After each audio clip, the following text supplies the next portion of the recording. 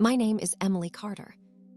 I'm 32 years old now, but the version of me in this story was still learning how dangerous silence could be. I grew up believing family meant safety, that blood meant loyalty, that the people who shared your last name would never be the ones to break you. I was wrong. Our family looked perfect from the outside. A 2-story house in a quiet American suburb, a well-respected family business, weekend dinners that felt warm enough to convince anyone we were close. But inside that house, there was a balance that had been broken long before I understood what it meant. My younger sister, Rachel, had always been the center of gravity. She was loud where I was quiet, bold where I was careful, loved for her charm, while I was valued for my usefulness. Growing up, teachers described Rachel as full of potential. They described me as reliable. At home, that difference mattered. When something went wrong, Rachel cried. When something needed fixing, they called me. And I learned early that if I stayed calm, stayed helpful, stayed invisible, I could survive. By the time we were adults, that dynamic hadn't changed. It had simply learned how to wear professional clothes. Our family business was a mid-sized logistics company my father had built from nothing. Trucks, warehouses, contracts, nothing glamorous, but steady and profitable. Rachel worked in marketing. I handled operations. She smiled for clients. I kept the company from collapsing. It was understood without being said. Rachel was the face, I was the backbone. And backbones are never thanked. They're only noticed when they break. The night everything collapsed began like any other family celebration. My parents' wedding anniversary. A high-end restaurant downtown, white tablecloths, candlelight, soft jazz playing in the background. I arrived early, like always. Rachel came in late, like always, laughing, confident, perfectly styled. She hugged everyone, kissed cheeks, made the waiter laugh. When she hugged me, her arms were light, brief, careful, as if she didn't want to leave fingerprints. Dinner moved smoothly, stories were shared, toasts were raised. My father talked about the company's future. And then his phone rang. I remember the exact second everything shifted. My father glanced at the screen and frowned. He stood up slowly, excused himself, and walked a few steps away. The music didn't stop. The restaurant kept breathing. But something had already cracked. When he came back, his face was pale. He didn't sit down. "Emily," he said quietly. Every conversation at the table faded. "Yes," I replied, confused. "Did you take money from the company safe?" The question felt unreal.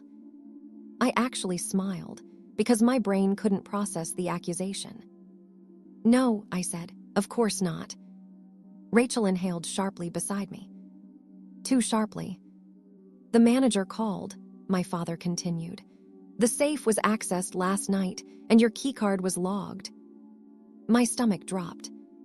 "That's not possible," I said. "I wasn't even there." Rachel stood up slowly. "Dad," she said softly, voice trembling just enough. "I didn't want to say anything, but I saw Emily near the office late yesterday." The room turned toward me. I stared at her. "What?" I whispered. She wouldn't meet my eyes. "I didn't think you'd actually do it," she said, "but I saw you." That was the moment the air turned heavy. My mother's expression shifted from confusion to disappointment. My uncle shook his head slightly. No one asked Rachel why she hadn't mentioned this earlier. No one asked why I would suddenly steal from the company I helped run. They didn't need logic. They had a story. And Rachel told it beautifully. I tried to speak, tried to explain, tried to breathe. But once a lie fits the shape of people's expectations, truth becomes inconvenient. That night ended with silence. The next morning, my access was revoked. My position under review. Rachel cried in front of the staff. Said she never wanted this. Said she loved me.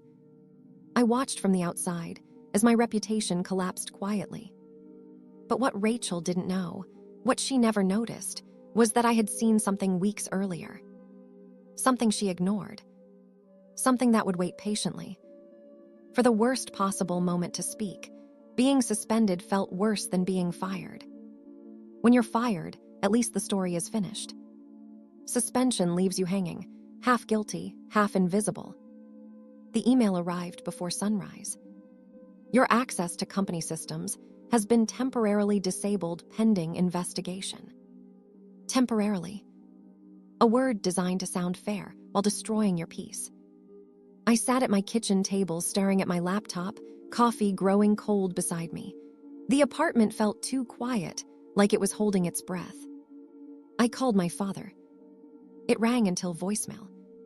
I called my mother. She answered, but her voice was distant. "We need time," she said. "This is serious, Emily." "I didn't do this," I replied. "I know," she said, and that was the problem. She said it like someone repeating a phrase, not like someone who believed it. By mid-morning, the office rumors had already spread. Former coworkers texted carefully worded messages. "Hope everything gets sorted out. Let me know if you need anything." No one asked what really happened. At noon, Rachel called. Her voice was shaky, breathy, carefully damaged. "I hate that this is happening," she said. "I tried to stop them from suspending you." That was my first confirmation. You don't try to stop something unless you know it's happening. "Why did you tell Dad you saw me?" I asked. Silence. "I didn't accuse you," she said slowly.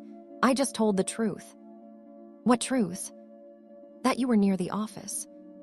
"I was." "Well, maybe you don't remember."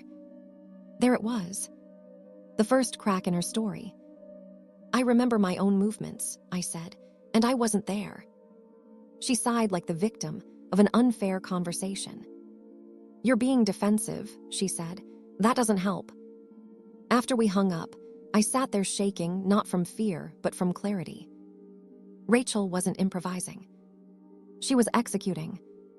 The following days were a lesson in quiet exile. I was removed from email chains. Meetings continued without me.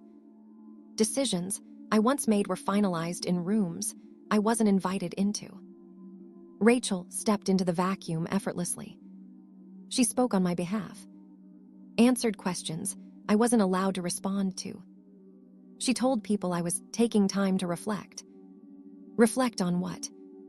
A crime I didn't commit. I drove past the office one evening and parked across the street.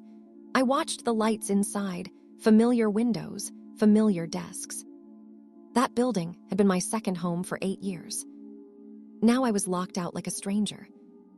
That night, I opened my laptop and did the only thing I could do. I reviewed. 3 weeks before the accusation. I had been walking through the operations floor when I noticed a technician installing new cameras. "Security upgrade," I had asked casually. "Yeah," he replied. "Higher resolution, full audio capture, extended cloud backup." Audio. That word had stuck with me. Rachel had been nearby that day, laughing on her phone, barely glancing at the equipment. She didn't care about systems. She cared about outcomes. I checked my calendar. The night the theft occurred. I had been home, alone, ordering takeout, watching a documentary. My phone location history confirmed it. I printed everything. Not because I needed to prove my innocence yet, but because I needed to be ready. Rachel grew bolder. She began hosting meetings, speaking about restructuring, positioning herself as the stabilizing force.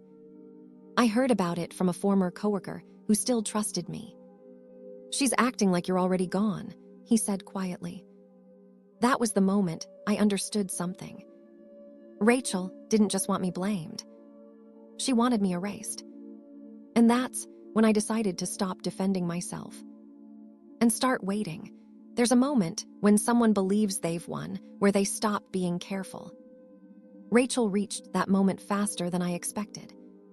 2 weeks into my suspension, she stopped pretending to be sympathetic. Her calls became rare. Her tone became professional, distant, almost managerial. She spoke about me in the past tense. I heard it in the way people described her now. She's really stepped up. She's holding everything together. The board trusts her. Trust is dangerous when it's undeserved. I started noticing patterns. Rachel would post photos on social media after late nights at the office, smiling, confident, victorious. Captions like "long day, big wins, and hard work pays off." She wanted to be seen. That's how narcissism betrays itself. It demands an audience. I began reconstructing timelines. The theft happened on a Tuesday night. Rachel claimed she stayed late preparing for a quarterly presentation. But that presentation, it already existed. I had helped her draft it a month earlier, which meant she had no reason to stay. Except one. I contacted Marcus. Marcus worked in facilities, quiet, observant, overlooked.